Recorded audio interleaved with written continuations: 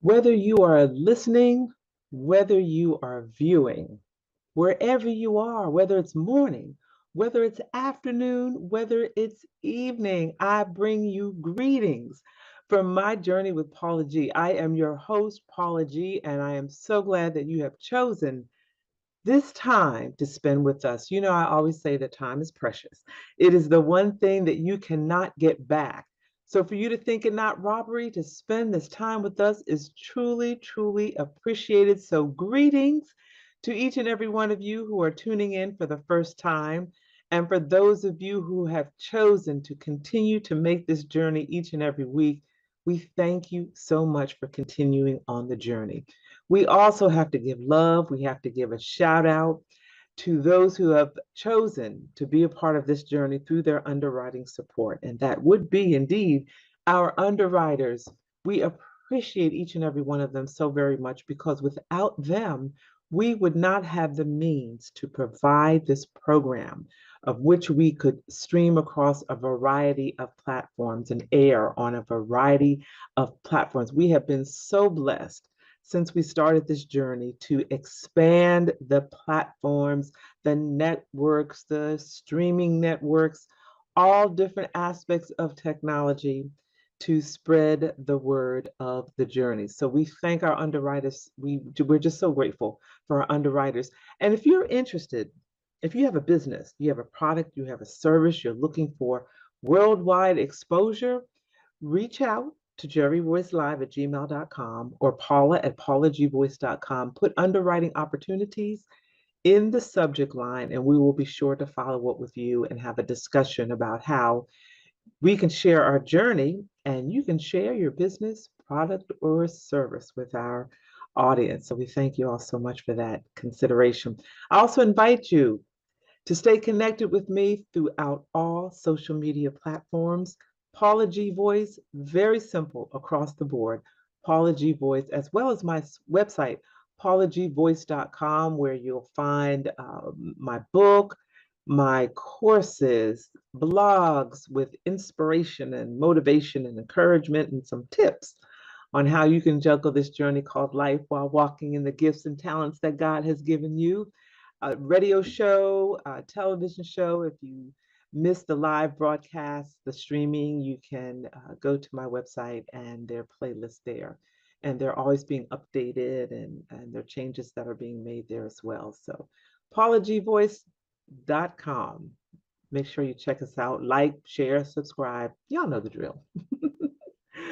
Well, once again, we thank you all so much for joining us. And today I want to share with you something that I've been experiencing lately. And it's been shared with me through other individuals who have been sharing some of the same things. And it just had kind of got me to thinking about some things. So I want to share those with you and you can let me know. You can always email me, paul at paulagvoice.com, if you have any questions, comments, or concerns, feedback from any of the programming. But I want to talk today about how our thoughts shape our world, how our thoughts shape our world. And when I was thinking of this topic, there were different things that came to mind, different experiences that I've had. So as of recent, I've been hearing a lot of what we call, for my particular age group, old school music. And with the technology now and how these songs and this music is streaming, sometimes you have the lyrics that will display across the screen while the music is playing if you're watching a video or what have you. And I don't know if y'all have had this experience, but you know that it might have been a song that you grew up on. Maybe it was more than one song. And you would sing along with it. You knew the lyrics, and maybe there was a part of the song you weren't quite sure what they were saying, or there was a part of a song where you thought you knew what they were saying. And you've been singing those lyrics all these years, only to find out that that's not actually what they were saying. Now, I don't want to cite any specifics because I don't want to, mention any particular artist. But it has been comical listening to these songs all these years and then seeing the lyrics scroll across the screen. I'm like, oh, that's what they were saying. It sounded like this, but that's actually what they were saying. Or it was something totally different from what you thought it was. Yet the way that you thought the lyrics were being sung shaped your thought either about that song or about a connection you had to it or a memory or something of that nature. So for the most part it's been rather comical, like, it's I'm in my sixth decade and I'm just realizing that that lyric is actually something else. And all this time I was feeling a certain way about this song based on these lyrics. And now I'm looking at it differently because I'm like, okay, that's not actually what they were saying. And then there have been incidents where, as a child, as a young person, you shaped your thought or you shaped your feelings about family members or friends. And now that you're in a different season, maybe you have had the opportunity to look back, maybe you've had the opportunity to have conversations with certain people. You're now finding that the situation, the circumstance, the thought, the feeling that you thought had been there all of these years actually was not the actual case as you've had these discussions. And you find yourself saying, you know what? All these years, I thought you were, and you can fill in the blank. I thought you were upset with me, or I thought you didn't even remember that, or I thought you were feeling some kind of way, whatever, however you can fill in the blank. Have you found yourself in that situation? And for me, it has changed how I have thought about certain individuals or how I have viewed certain individuals. And those kinds of things have been relayed to me as well as I've had conversations with some young people who are now adults and how they have expressed, my opinion, my feeling, my view, my perspective on a situation as I was growing up, or a relationship with a family member or members as I was growing up, or observing that relationship between family members as I was growing up. I always thought, you can fill in the blank, and never knew, you can fill in the blank, and now I understand why, you can fill in the blank of whatever it is, and your perspective changes. And with that sometimes comes certain feelings. Sometimes it brings guilt upon the person that they now have a revelation. Sometimes it brings anger, sometimes it brings joy, sometimes it brings relief, resolution, release. But whatever the situation is, however you fill in the blanks, it now leaves us in this season of our life with a different perspective, one that is perhaps more accurate than the one we have perceived all these years. So it got me to thinking of just how our thoughts and how we view things, how we view people, how we view circumstances truly, truly changes our perspective on things and it shapes our world. I remember reading about a story, and I can't recall if it was a devotional or part of a book, or I can't remember what it was. But it was a story about a young family, a husband and a wife and a little boy. He was an only child. And he cites an incident where he's an adult now, but as a little boy, maybe 6, 7, 8 years old, he created this art project in class at school for his mother and worked hard on it most of the school day. By the end of the school day, he had finished this art project for his mother, and he was so excited. And he was thinking all day long when he takes it home to her how surprised she's going to be and how happy she's going to be, and just the joy that he's going to feel in presenting her with this project that he had taken the time to meticulously create for her throughout the school day, and got on the school bus and he's excited and he's walking home to the house from the school bus, and he gets in the house and, mommy, mommy, mommy, look what I made for you in school today. He's all excited. And his mother says, Didn't I tell you to make your bed and put your breakfast dishes in the sink before you left for school this morning? Your bed has been made unmade all day long. I left those dishes on the table because I'm not putting them in the sink. I have told you over and over to put those dishes in the sink. And she totally did not notice or see this project. And those kinds of incidents happened throughout this young man's childhood. He would come home all excited with something. Maybe this time, if I share this with her, I show her that I got an A, or I won something at school, or I kicked the ball far, or whatever it was. You know how children come and they're sharing all of their little excitements throughout the day. But each time he was met with, didn't I tell you to do such and such? Oh, that's nice, but you should have done so and so. I've got to get ready for work. I've got to get dinner started. All of these things that mom would throw at him coming through the door. So he got to the point where he became quite bitter. He just became quite bitter and closed in to himself. Yet he continued to try to seek his mother's attention. And as he got older, those efforts to seek her attention became negative. Every time he got in trouble at school, it was to the point where she had to come up to the school to pick him up. And even though she was upset, at least he was getting that attention. It was negative attention. And by that point, to him, negative attention was better than no attention at all. And throughout his young life, this manifested because he felt my mother doesn't love me. I'm a burden. She's always fussing. And I just can't seem to do anything right. And his behavior in trying to get his mother's attention over and over repeatedly wound up in frustration for him, to the point where he just felt unwanted. He felt worthless. He felt unloved. And he began to abuse drugs. He began to smoke. He began to drink. He became an alcoholic. He became a drug addict, got himself in trouble, juvenile, wound up in jail, all of these negative things. And throughout, his mother would be like, I just don't understand what is wrong with him.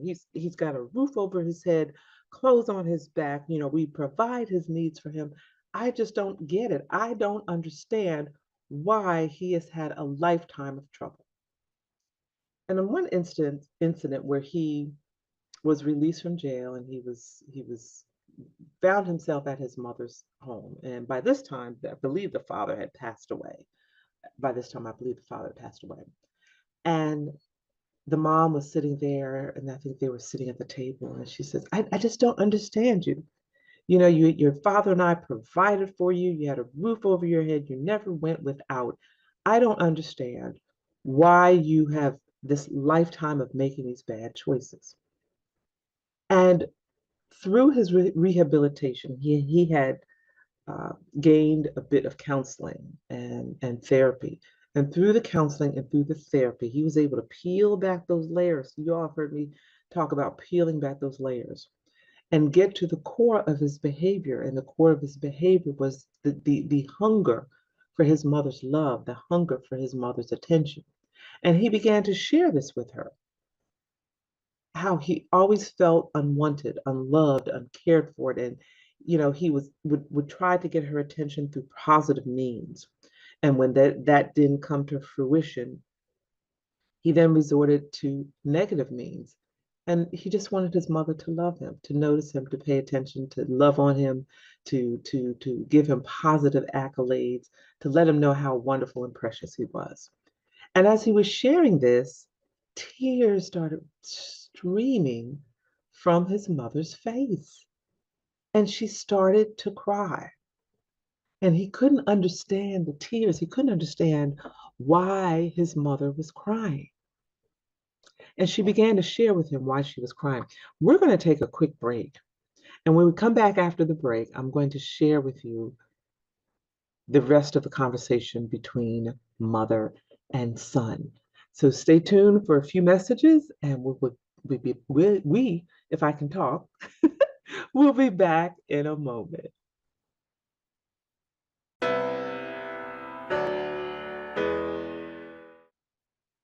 And welcome back to My Journey with Paula G, where we are juggling this journey called life while walking in the gifts and the talents that God has given us.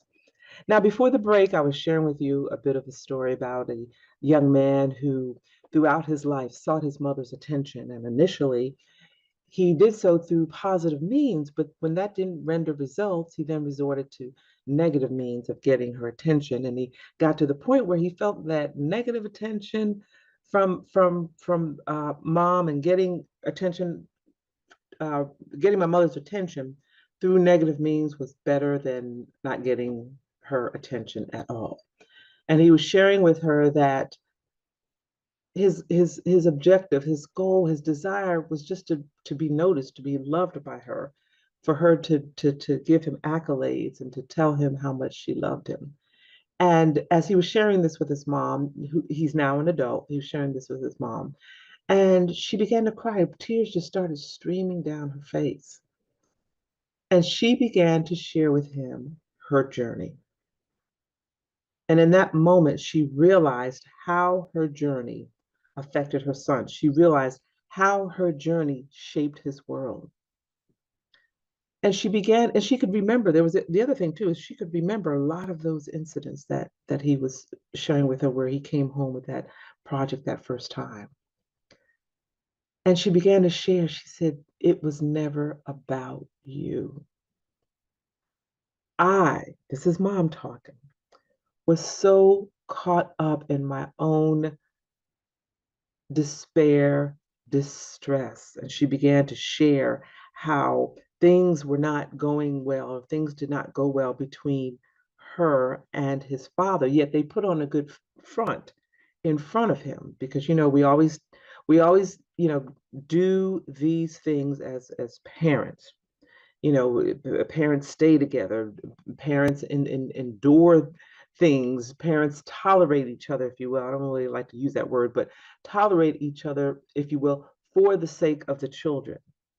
And so we may put on this front that, life is beautiful and, we're one big happy family. Yet behind the scenes, there's a lot of turmoil and unhappiness. And she began to share about how unhappy she was in her marriage, and how her husband was always criticizing her and she could never do anything right, and how frustrating it was for her, but she really couldn't vocalize that to her husband. And so when her son would come home, she transferred those feelings, those negative feelings, those emotions. She transferred all of that, unfortunately, to her son. So when he came through the door, she didn't really see him because she was so caught up in her own, negative thoughts, that it came out. Y'all follow what I'm saying? It just came out.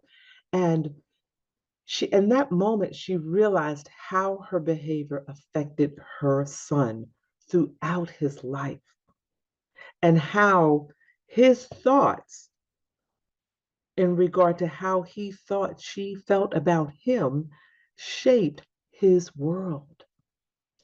And in that moment, there was a lot of healing between mother and son. There was a lot of healing. She was able to listen to him in all of these incidents throughout his life, and how her responses made him feel.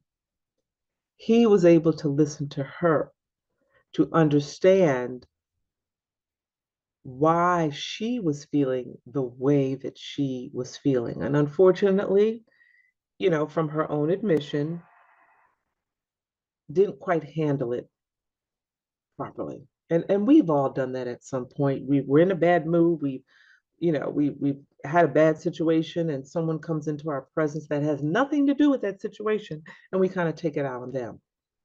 And in that moment, we, whether we realize it or not, are shaping their thought about us, or how we feel about them, which may not necessarily be true, but they're shaping those thoughts. They're shaping those feelings based on how we are treating them, how we are interacting them. So what's the point? What is the point of this whole story? The point is, our thoughts truly shape our world. regardless of what side of the situation you're on. If you're the person that's receiving the brunt of the venting, your thoughts will shape your world around how you interact with that person or how you think that person feels about you. On the other hand, if you're the person that is taking things out on everyone, your thoughts based on how they respond will also shape your world and how you interact with them. Because sometimes we don't realize, that we're spewing some of this stuff at people. And then when they respond in a negative way, we're like, well, what's wrong with them? Why are they responding that way? I didn't do anything to them, not realizing that subconsciously we're kind of taking things out on them.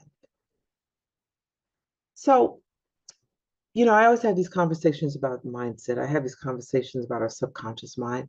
And it just brings to light how so very important it is for us to express fully how we feel to the person that we are interacting with, to the person that we have the situation with, to the person that we have the problem with, preferably in the moment. Now, granted, sometimes the moment is not the wisest time because there may be things that we say that we may regret later because we're in the moment, we're emotional, we're upset, and all we want to do is just hurt the other person because they've hurt us. And later down the road, we think about what we've said or done.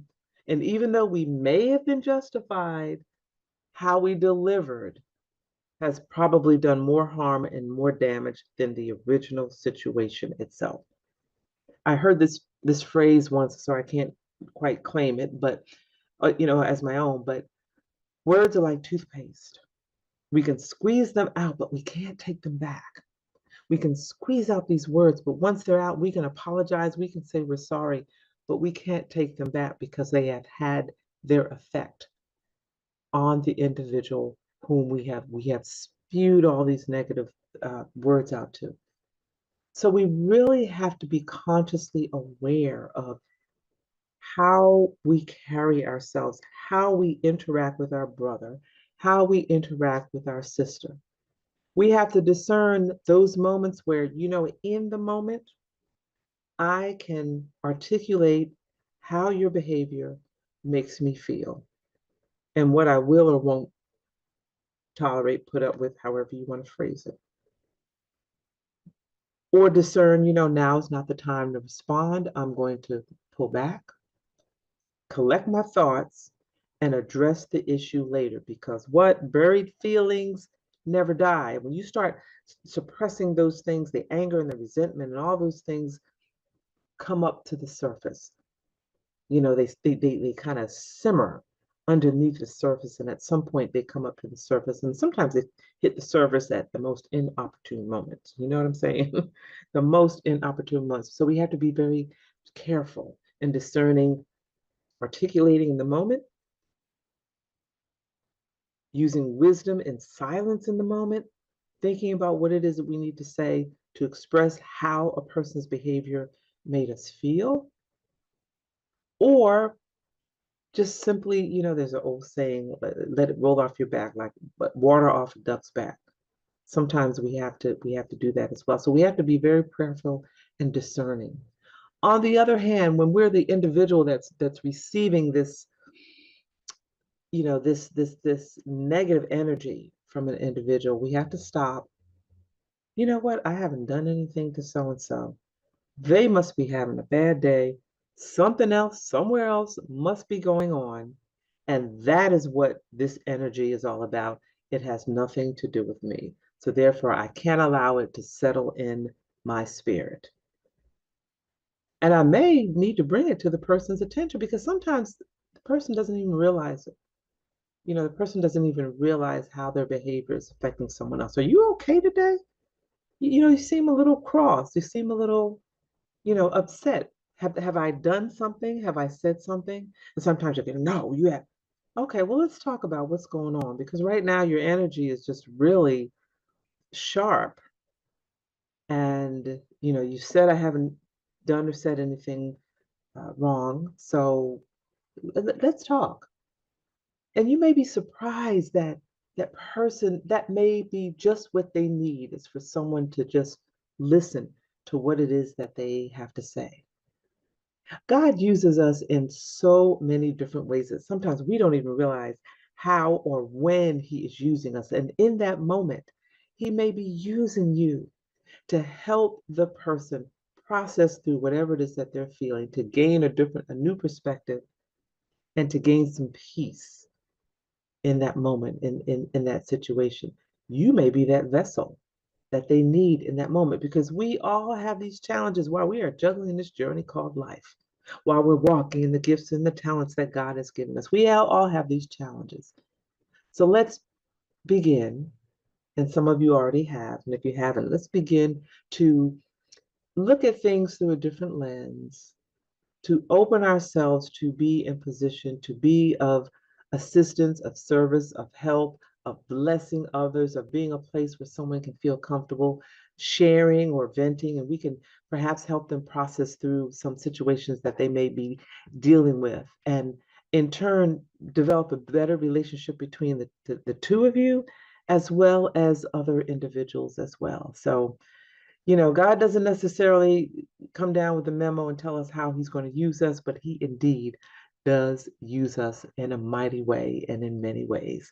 So I hope that helped you today. We have certainly come to the end of our journey, and I'd like to thank each and every one of you for tuning in, for listening, for viewing. We thank you all so much for embracing the journey. We thank our underwriters as well for embracing the journey and for helping us to provide a platform to share each and every week how we're all juggling this journey called life. Make sure you stay connected. PaulaGVoice.com, my website, social media across the board, Paula G Voice. And until next time, remember that the greatest conversation you will ever have is the one that takes place in between your ears. What are you speaking to yourself? Is God a part of that conversation? And are you listening to His still small voice? Until next time, ladies and gentlemen, embrace the journey.